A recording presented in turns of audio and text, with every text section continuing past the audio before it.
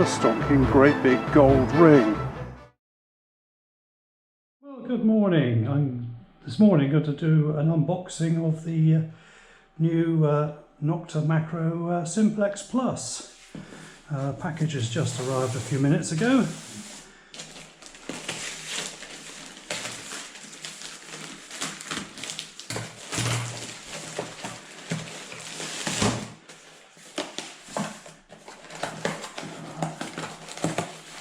There should be one set of waterproof headphones.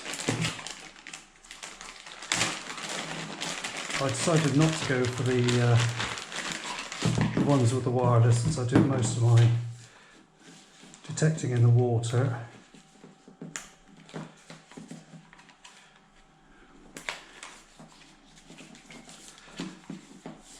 Clip that on in place.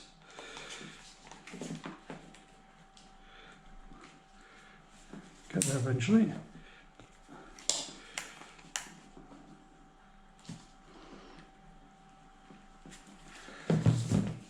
That's where I spend 5 minutes trying to clip the things together.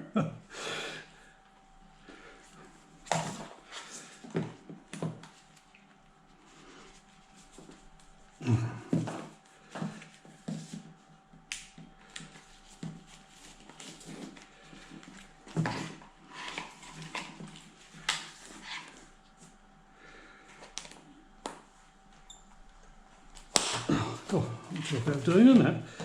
Anyway, there we go. That's Nokta Makro and the 8-pin connector. It's like the what's used on the Minelab CTX3030.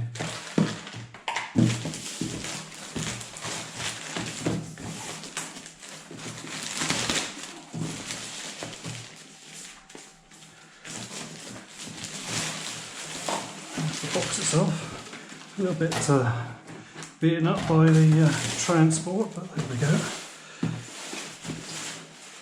So, iron volume, notch discrimination, frequency shift, vibration, keypad, LCD and LED flashlight, which is quite nice.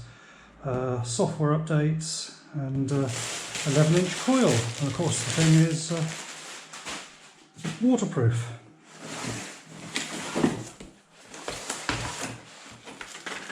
So what have we got in the box?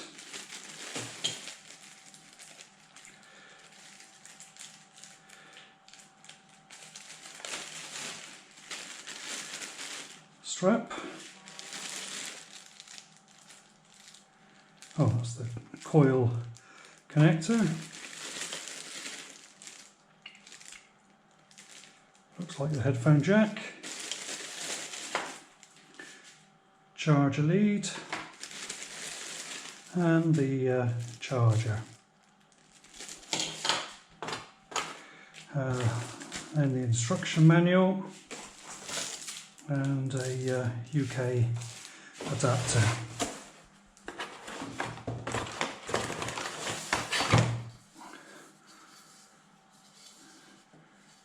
Shaft, I'm not sure if it's plastic or carbon fibre, but one of the two.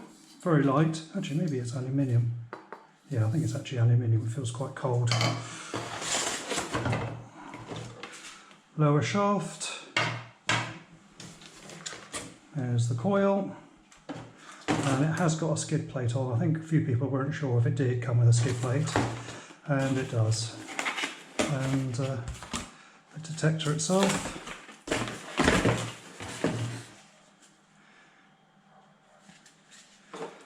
Well, it looks well made, which is very encouraging to start with.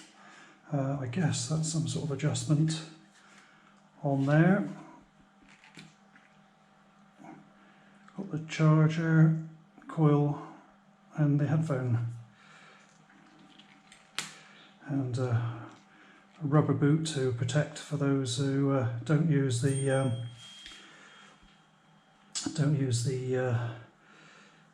cordless headphones, or do use the cordless headphones, I should say. It has got a little protector on, but I'll put a better quality one, which is one that's proper waterproof, which I'll do in a short while. Well, what I'm going to do now, I'll just take a couple of pictures so people can see the whole thing slightly better, and I'll assemble it and then put it on charge.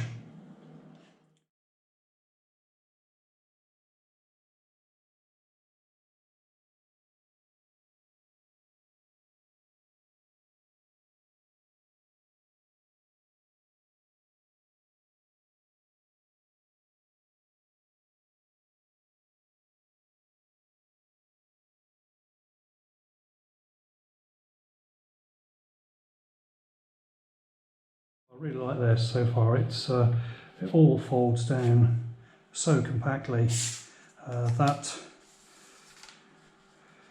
really nice. It folds down very compact. I may just put a little bit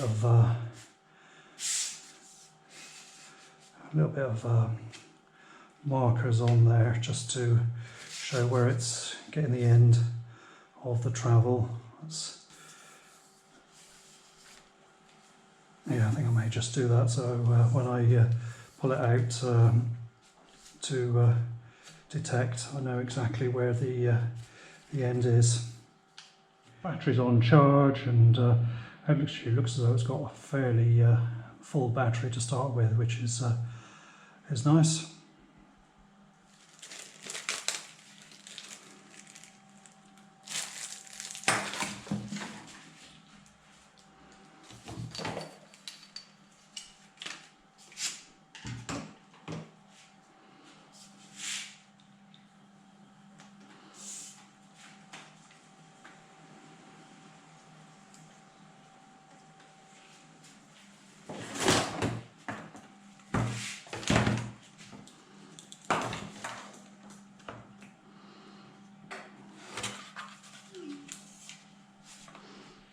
Well, I've just put some yellow paint on the shaft, so when it's pulled out, I know how far, when to stop.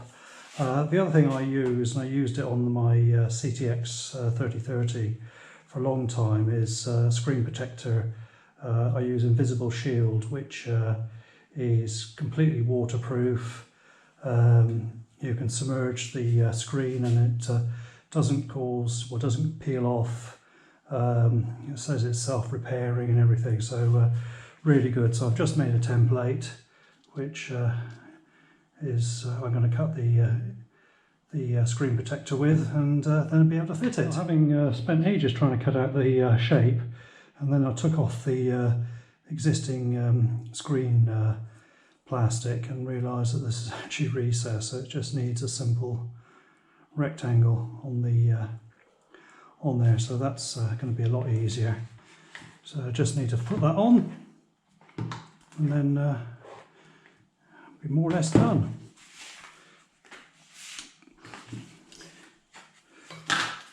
Clean.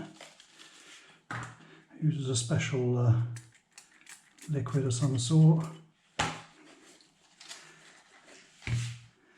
and you peel off the backing. One side is very tactile.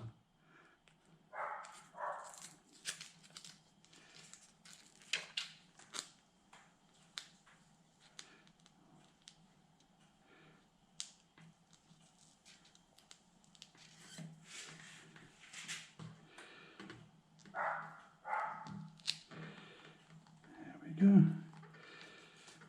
And then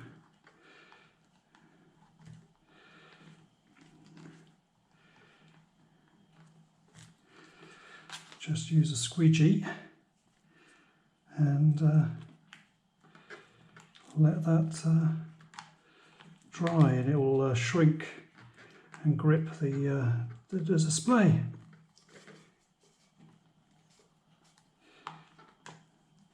It takes a few hours to dry. The water evaporates and it semi-bonds to the screen.